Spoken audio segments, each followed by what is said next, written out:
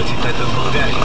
Предварителни кандидат-студентски изпити 2013. Приемът на документи започва на 25 март и продължава до 8 юни включително. Предварителните изпити за 53-те бакалавърски специалности на университета са на 7 и 21 април и на 2 и 9 юни. За допълнителна информация телефон 832 106 с Шумен 054 и в сайта на университета shu.bg.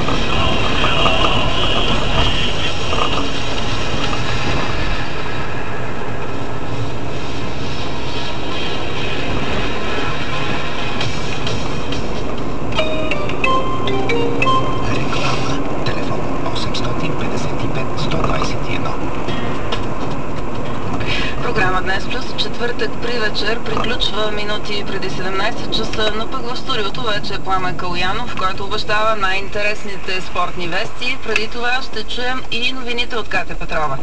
Диана Лазарова ще продължи да избира музиката и през следващите часове. От мен Мина Денева с пожеланията за спокойна вечер. До чуване, уважаеми слушатели.